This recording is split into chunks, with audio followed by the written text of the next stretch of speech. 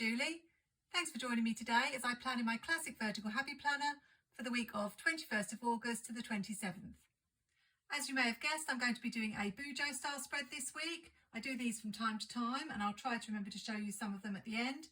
The last one I did was using the new Squad Girls, and this time I'm going to be using some printable stickers from someone I haven't shopped with before, and that's Let's Plan with Sarah, who has a shop on Etsy. I'm going to be using these beautiful palm trees. I don't know whether we're going to be having any sun this week in the UK, but let's hope so.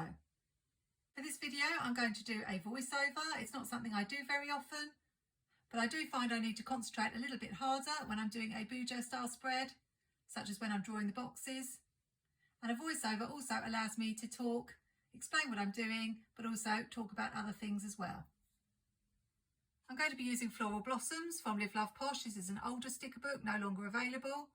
And the way I choose my stickers is to look at the colours I'm working with, flip through all my sticker books, and I managed to find some tropical florals, these ones, and the colours really match. We've got the orangey pinky tones, we've got some purple in the feathers, and also we've got this green in the leaves. I've got a very rough idea in my head of what I want to do, but this is one where I'm not quite sure how it's going to turn out. So let's get started. I'm using some dot grid paper from a very old guided journal, and I do find plain dot grid paper is really handy to have in your stash. What I thought I'd do first, as I've realised I'm running out of time to use some of these beautiful summer florals, is to use these to decorate all the way around all the edges. These are paper stickers. They are very sticky, so I need to be careful when laying them down. I always tend to start with the corner pieces first because they're the largest, and this one is so sticky that already a piece of it has torn off. So I'll just have to pop it back on.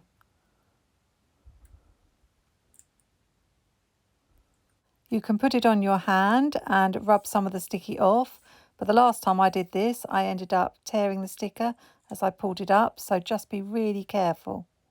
I usually take the largest pieces next and cut them into two. Then you can put them along the bottom. You will find that a little goes a long way.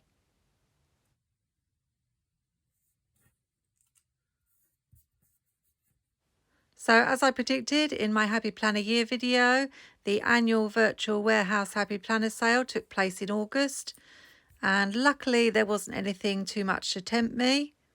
Since then they had a sale on their Be Happy boxes and bundles, and that was a little bit more tricky because I do have the Feeling Festive Be Happy box on my wish list. So I did put it in my basket, but so far I have resisted checking out. It won't be long now till the full release, and I am going to need to get myself some new planners, a skinny classic and a classic vertical for next year.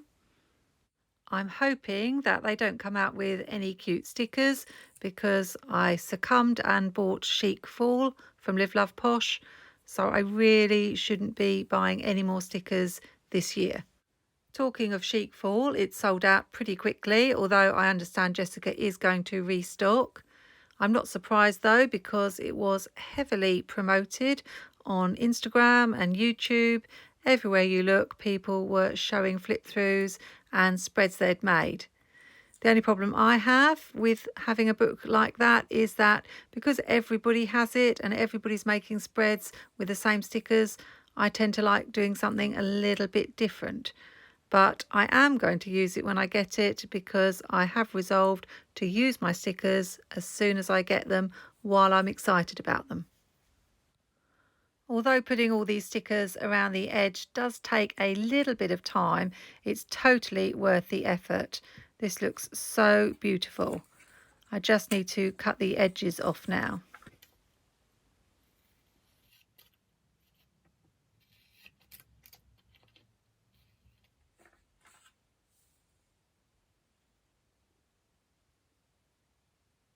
Just a couple more pieces to add now, one in this top corner.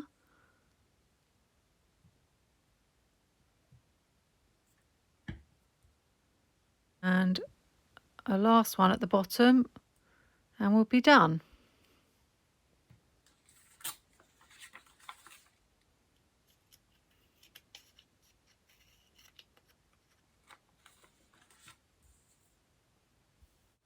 Spotted a tiny gap in the corner, so just going to fill it up and we're done.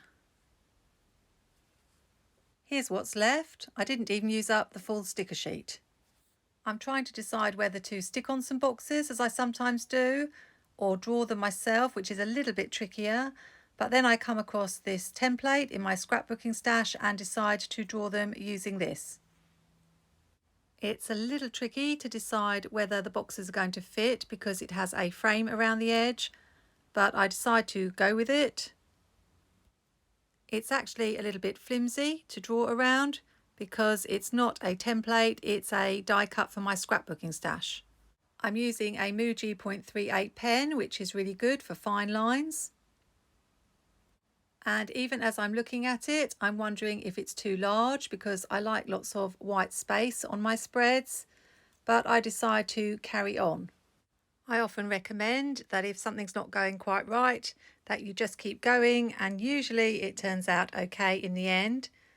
In one of my tip videos for new planners, I showed how to draw different types of boxes, and I started to think about whether I could do something different with these boxes because I wasn't all that happy with how they looked.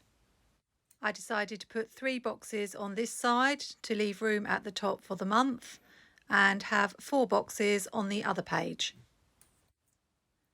Because I'm really not liking it at this point, I decide to go with my idea of changing up the boxes and use the template to turn it at an angle and make a double line around the edge.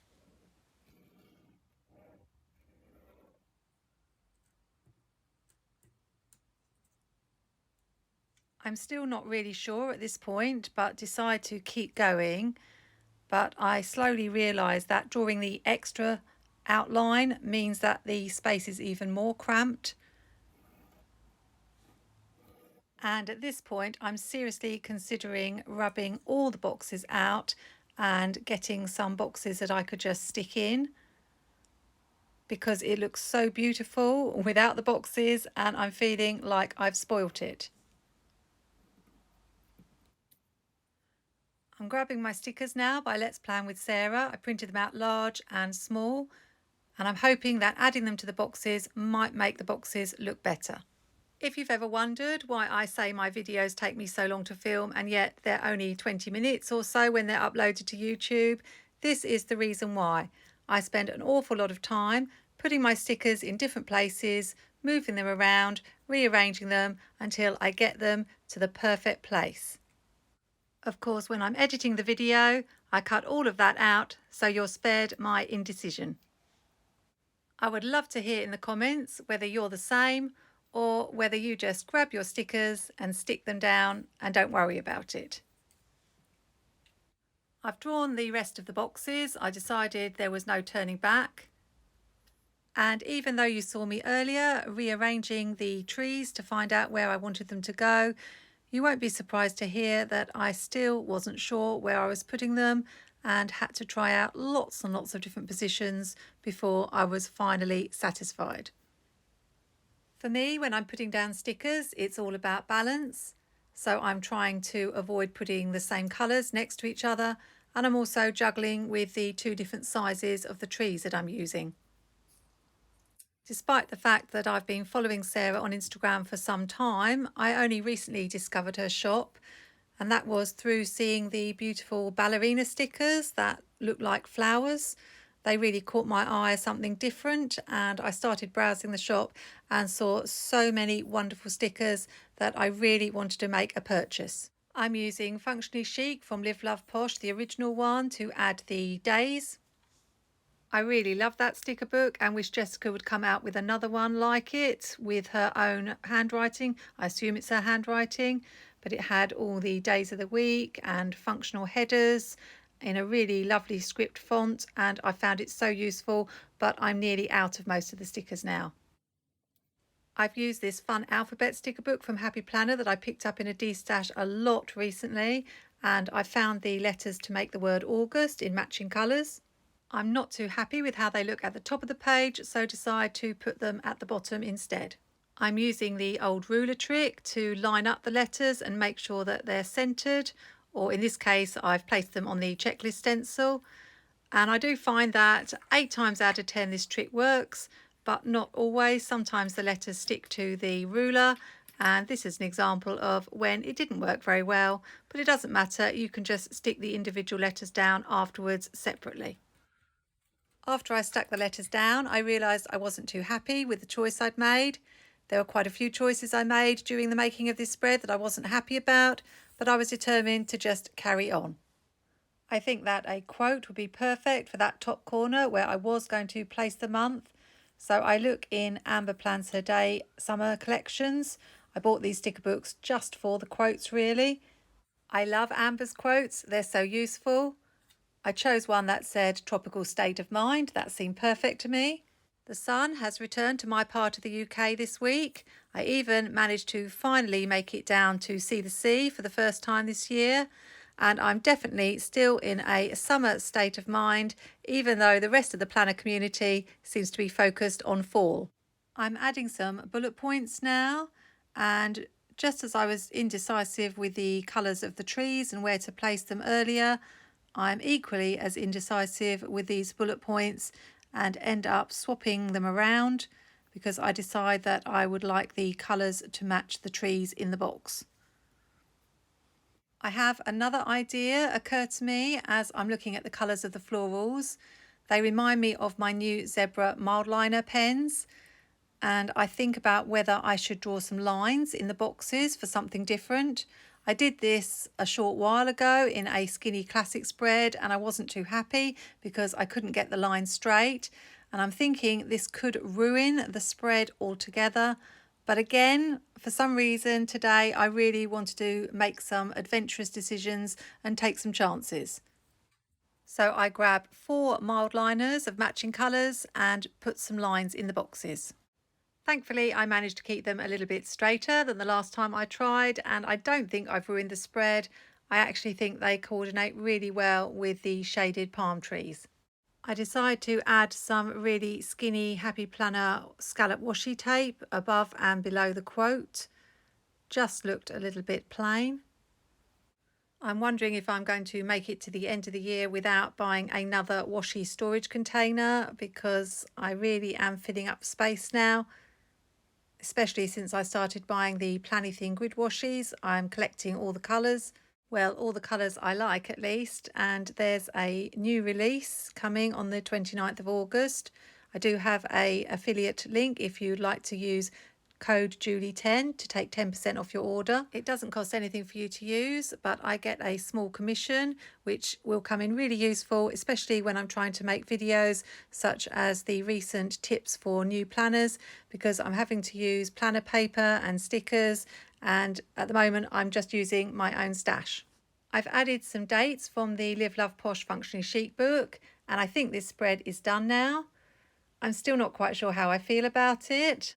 If I do make any changes, you'll find out at the end of the video. I'll just show you one of my Bujo Style Spreads from last year, I believe. I used boxes from the journaling sticker book for this one, and I kind of wish that I'd gone with that decision for today's spread, as this one has a lot more white space and the one I've done today just looks that little bit crowded. Let's take the pages and put them in the planner just to see what they look like, and I'm wondering if they're still going to look the same when I show you at the end of the video.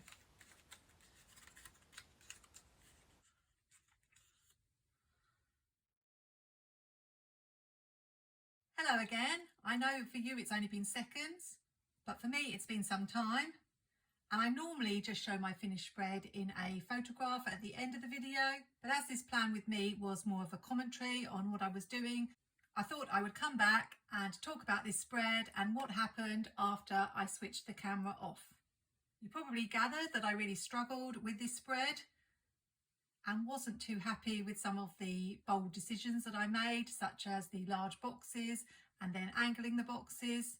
And I didn't take my own advice, which is to wait until the next morning and look at the spread carefully before making any changes. As soon as the camera was off, all I could see was that the boxes weren't straight, they were angled. And straight away I was, what can I do to correct this? I decided I only had 3 options. One, I did think about cutting out the beautiful border I'd made, sticking it on another piece of paper and starting the whole spread again. 2, I thought about trying to rub out the second box that I'd made, but it was too fiddly because I'd already used the black ink and overlapped, so I wouldn't have been able to do that. And my third idea was to see what it would look like if I drew another box angled the other way. Would the boxes look a little bit more straight? So of course I did it, and as soon as I did it, I realised that it was going to make the spread even more cramped than it was before. But I had a stern word with myself and said, it's still a beautiful spread. There's no way you're going to start it all over again. And it's really not that bad at all. Let's see what you think.